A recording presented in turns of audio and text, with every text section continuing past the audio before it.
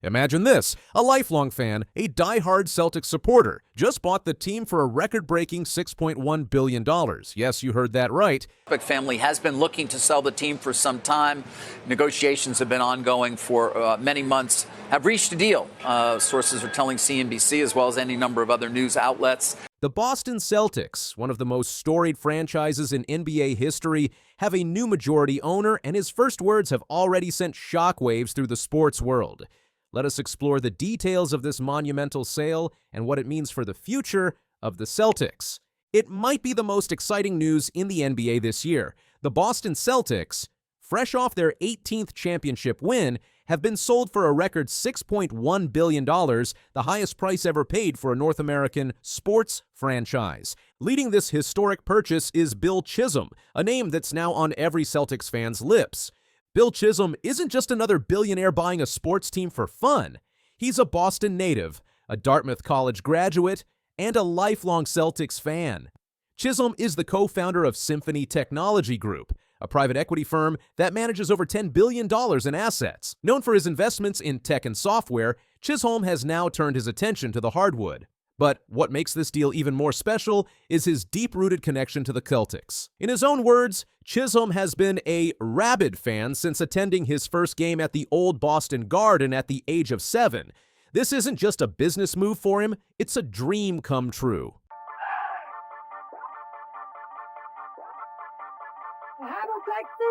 Oh, Larry Bird, Paul Pierce at the Brown, take that! Let's talk numbers because this deal is mind-blowing. The $6.1 billion price tag not only sets a new record for North American sports franchises, but also surpasses the previous high of $6.05 billion paid for the NFL's Washington Commanders. The sale includes a group of investors, including current Celtics minority owner Rob Hale and Bruce A. Beal Jr., president of related companies. But the real story here is Chisholm's vision. He's not just buying a team, he's investing in a legacy. And with the Celtics coming off a championship season, the pressure is on to keep the momentum going.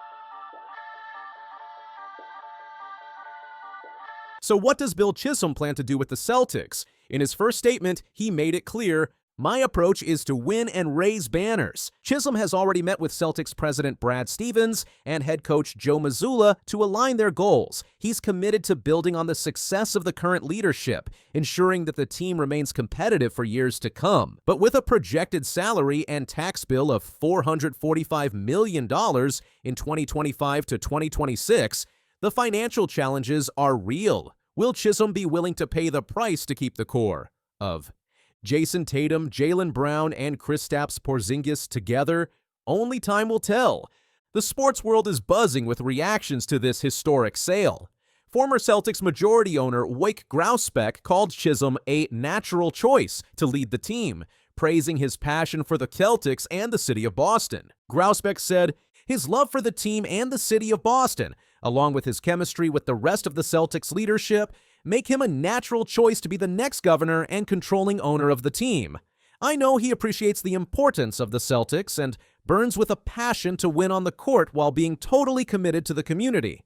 Quite simply, he wants to be a great owner. It's not just about owning a team for him, it's about carrying forward a legacy." His close relationship with the Celtics leadership shows that he understands the culture, values, and vision of the franchise. This makes him a natural fit to take on the role of governor and controlling owner. More than just a businessman, he is someone who truly appreciates what the Celtics mean to their fans and the community. His commitment goes beyond the court. He wants to ensure the team remains a symbol of pride for Boston. His passion for winning is not just about collecting trophies, but about keeping the Celtics at the top while making a real difference in people's lives. This kind of leadership is exactly what a franchise like the Celtics needs. A great owner is not just someone who invests money, but someone who understands the heart and soul of the team. His vision and dedication make it clear that he is ready to take on this responsibility and lead the team into a successful future. Meanwhile, fans are divided. Some are thrilled to see a true fan take the reins, while others are cautious, wondering if the new ownership will prioritize profits over championships. Social media is ablaze with hot takes, memes, and predictions. One thing's for sure, all eyes are on Bill Chisholm. As the Celtics continue their title defense this season, the stakes have never been higher. With a 50-19 record, they're poised for another deep playoff run. But the real test will come in the offseason, when decisions about the roster's future will need to be made.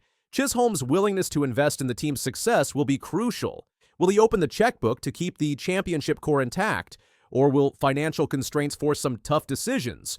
One thing is certain, the Celtics are entering a new era, and the pressure is on to deliver more banners to Boston. So there you have it, the Boston Celtics are under new ownership, and the future looks both exciting and uncertain.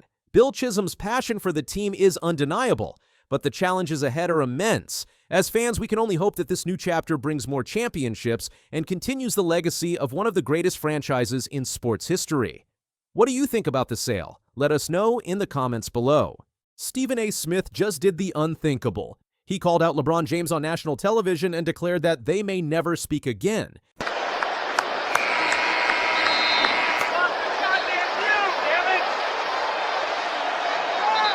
The feud between the sports media giant and the NBA's all-time leading scorer has reached a boiling point, and it all started with one fiery confrontation. LeBron James, the face of the NBA, took offense to Stephen A.'s comments about his son, Bronny. But what followed was a media firestorm that had everyone talking, players, analysts, and fans alike.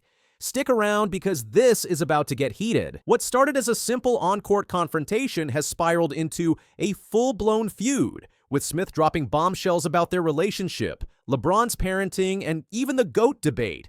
By the end of this video, you'll understand why this story is dominating headlines and why Stephen A. says he's fine if he never speaks to LeBron again. Let's discuss this. It all started during a high-stakes Lakers-Knicks showdown at Crypto.com Arena.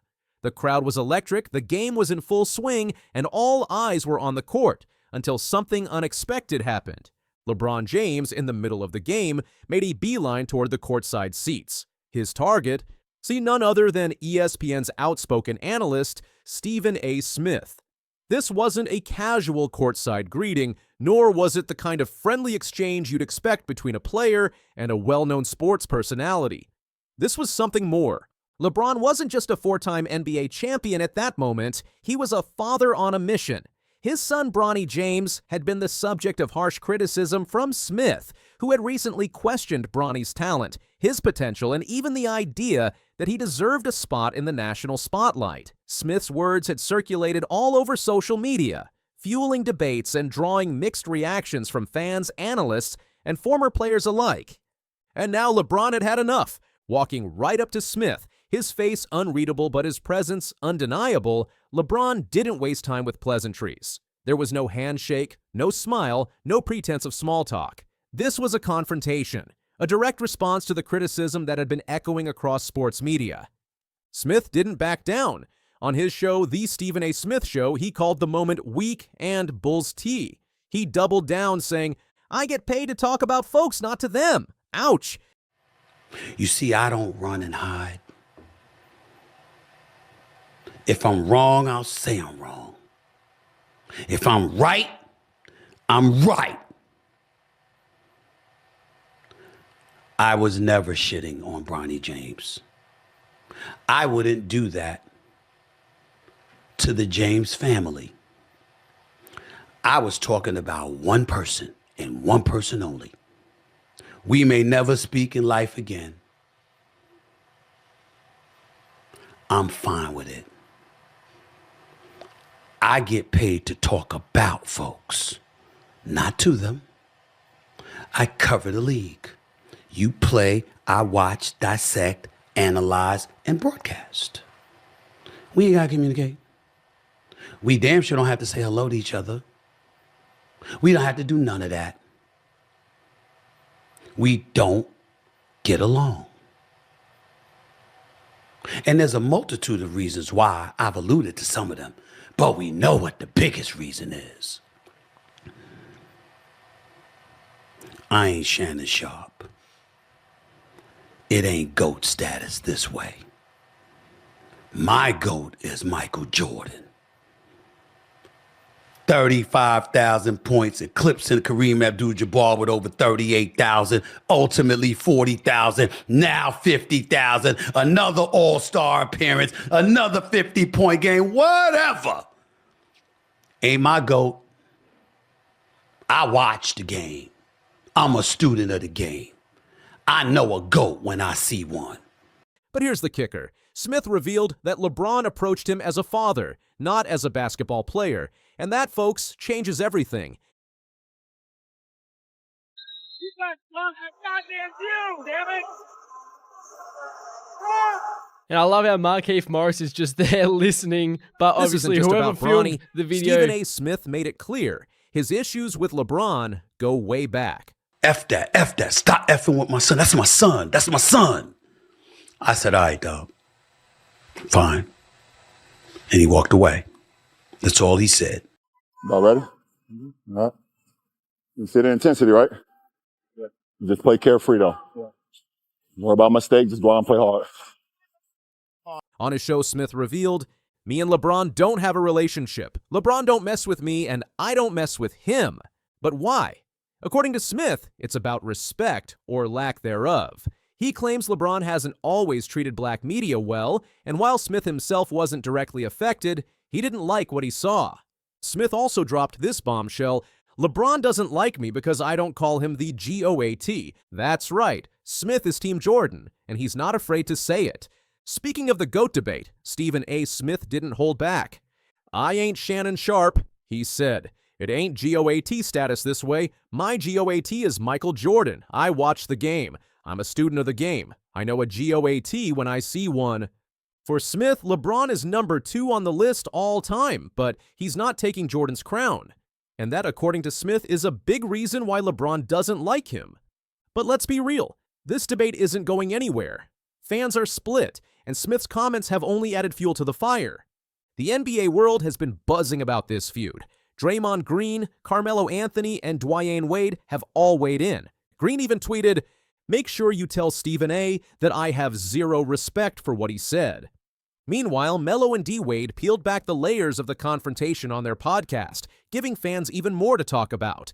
But here's the thing.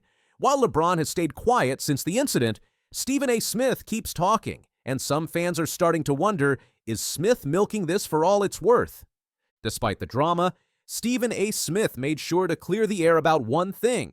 He has nothing against Bronny James. In fact, he apologized to the James family, saying, "Bronny James, I'm going to do my job, same energy. You mess up, I'm going to mention it. You succeed, I'm going to be there celebrating it."